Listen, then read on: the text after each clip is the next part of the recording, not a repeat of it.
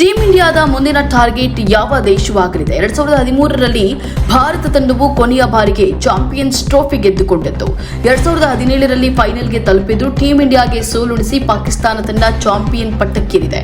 ಈಗಾಗಲೇ ಭಾರತ ತಂಡವು T20 ವಿಶ್ವಕಪ್ ಗೆದ್ದುಕೊಂಡಿದೆ. ಇದೀಗ ಮುಂದಿನ ವರ್ಷದ ವೇದಿಕೆ ಸಿದ್ಧಗೊಂಡಿದ್ದು, ಅದರಂತೆ ಮುಂದಿನ ವರ್ಷ ಮತ್ತೊಂದು ಟ್ರೋಫಿಯನ್ನ ಮುಡಿಗೇರಿಸಿಕೊಳ್ಳಲು ಟೀಮ್ ಇಂಡಿಯಾ ಸಜ್ಜಾಗಲಿದೆ.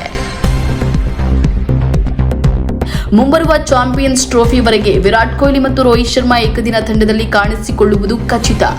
ಇದನ್ನ ಬಿಸಿಸಿಐ ಕಾರ್ಯದರ್ಶಿ ಜೈಶಾ ಕೂಡ ಖಚಿತಪಡಿಸಿದ್ದಾರೆ. 8 ತಂಡಗಳ ಕದನ, 20 ತಂಡಗಳ ನಡುವಣ T20 ವಿಶ್ವಕಪ್ ಕದನದಲ್ಲಿ ಚಾಂಪಿಯನ್ ಪಟ್ಟಕ್ಕೇರಿರುವ ಭಾರತ ತಂಡದ ಮುಂದಿನ ಗುರಿ ಚಾಂಪಿಯನ್ಸ್ ಟ್ರೋಫಿ 2025.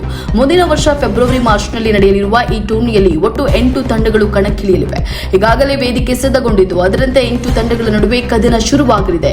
ಆ 8 ತಂಡಗಳ ಪಟ್ಟಿಯನ್ನು ನೋಡುವುದಾದ್ರೆ Bharat, Pakistan, South Africa, New Zealand, Afghanistan, England, Bangladesh, Australia ಈ 8 ತಂಡಗಳ ನಡುವೆ ಚಾಂಪಿಯನ್ ಪಟ್ಟಕ್ಕಾಗಿ ಏಕದಿನ ಟೂರ್ನಿ ನಡೆಯಲಿದ್ದು, ಈ 8 ತಂಡಗಳು ಬಲಿಷ್ಠವಾಗಿರುವ ಕಾರಣ ಮೊದಲ ಸುತ್ತಿನಿಂದಲೇ ಭರ್ಜರಿ ಪೈಪೋಟಿಯನ್ನು ನಿರೀಕ್ಷಿಸಬಹುದು.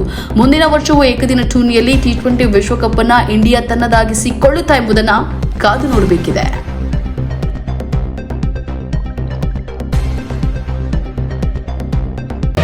ಮತ್ತಷ್ಟು ಸುದ್ದಿಗಳಿಗಾಗಿ ನೋಡ್ತಾ ಇರಿ ಪಬ್ಲಿಕ್ ನ್ಯೂಸ್ 24x7.